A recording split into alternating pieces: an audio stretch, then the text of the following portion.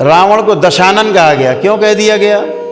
इसलिए कह दिया गया कि हमारा जो पहला चक्र है, हमारी कुंडलिनी से जब यात्रा शुरू होती है सहस्रार तक मूलाधार से, तो मूलाधार में कमल के 4 पंखुड़ी बताई गई।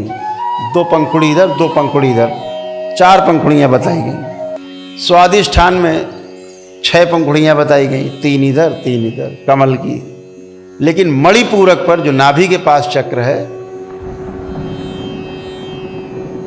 नाभि के आसपास, उस चक्र का नाम है मणिपूरक चक्र। उसमें 10 दल का कमल बताया गया। 5 कमल के दल इधर, 5 इधर, 5 पंखुड़ी, 10 पंखुड़ी।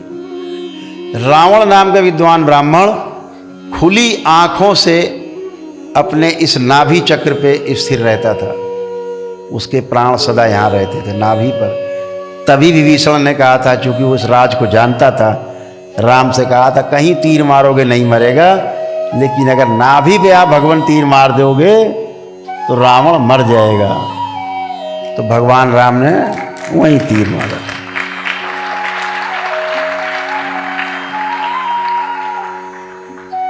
हम आंख खुली रखते हैं, आप सब तो मूलाधार में रहते हैं। मूलाधार कहाँ है? मल और मूत्र द्वार के बीच में जो जगह नीचे, हम मूलाधार स्थिर, ऐसा माना जाता है। खुली आंखों से वहां रहते हैं। आंख बंद करके चलते हैं तो ऊपर को चलते हैं। खुली आंखों से हर व्यक्ति वहां रहता है। रावण कहाँ रहता था? नाभि पर, खुली आंखों से। इसलिए रावण को दशानन कहा गया। दशानन, 10 कलाओं का ज्ञाता, 10 कलाओं का ज्ञाता थे रावण। इसके ऊपर आता है मणिपूरक के ऊपर अनाहत चक्र। अनाहत 12 दल का कमल है यहाँ पर। इसीलिए भगवान राम को कहा गया 12 कलाओं के अवतार। सुना होगा आप लोगों ने, 12 कलाओं के अवतार। क्यों कहा गया? राम एक ऐसे योगी थे, महायोगी, खुली आंखों से अनाहत चक्र पे निवास करते थे। आंख खुली है, रहते यहां थे। इतने बड़े योगी थे। महान ऋषि परंपराओं का संरक्षण उन्हें प्राप्त था। गुरु वशिष्ठ जैसे, गुरु विश्वामित्र जैसे गुरुओं का सानिध्य उनको प्राप्त था। उनसे शिक्षा दीक्षा उन्होंने पाई। और आपको पता है भगवान श्री कृष्ण को योगेश्वर क्यों कहा जाता है? इससे ऊपर एक चक्र है यहां पर, इसे बोलते हैं विशुद्धि चक्र। ये जो विशुद्धि चक्र है, ये 16 दल का कमल है। इसीलिए भगवान श्री कृष्ण को, क्योंकि वो खुली आंखों से यहां निवास करते थे, सबसे ऊपर, इसीलिए उन्हें 16 कलाओं का अवतार कहा जाता है।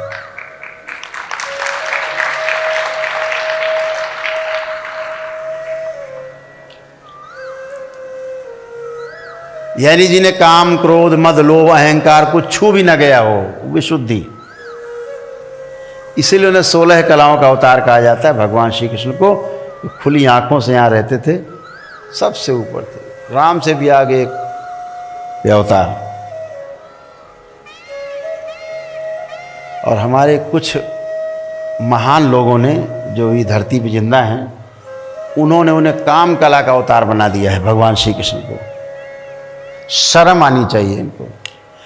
डूब के मर जाना चाहिए चुल्लू भर पानी में। जो योगेश्वर है, जिसको काम, क्रोध, मद, लोभ कभी छू ना गया हो, उससे दिन भर ऐसा बता दिया कि दिन भर बस वो स्त्रियों के साथ रमण कर रहे हैं, गोपिकाओं के साथ दिन भर रमण कर रहे हैं। तुम्हें पता भी है कि गोपिकाएं कौन है? तुम 16,108 नारी कहते हो, और ये दरबार 16,108 नारी नहीं, 16,108 नाड़ी शरीर की। उनके स्वामी का नाम श्री कृष्ण है।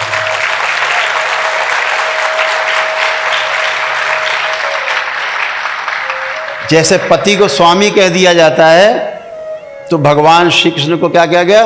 16,108 नाड़ियों के स्वामी, जिनके नियंत्रण है नाड़ियों पर, एक एक नाड़ी पर। उनके शरीर की एक भी नाड़ी बगैर उनकी इच्छा के धड़क नहीं सकती थी। उनका नाम योगेश्वर श्री कृष्ण है। और आप उन्हें 16,108 नारियों का पति बताते हो। शर्म आनी चाहिए। इतना ही नहीं, ये भी लिख डाला सबके 10-10 लड़के, एक एक लड़की उत्पन्न हुई। हद है भाई। आगे पढ़ो तो आपके नीचे से पैर धरती खिसक जाएगी। एक ही काम था उनके पास। तो महाभारत तुमने लड़ी, इतने दैत्य मरवाए जीवन काल में, तुमने मरवाए थे। यही काम करते रहे बेचारे। आगे पढ़ो तो धन्य हो जाएगा।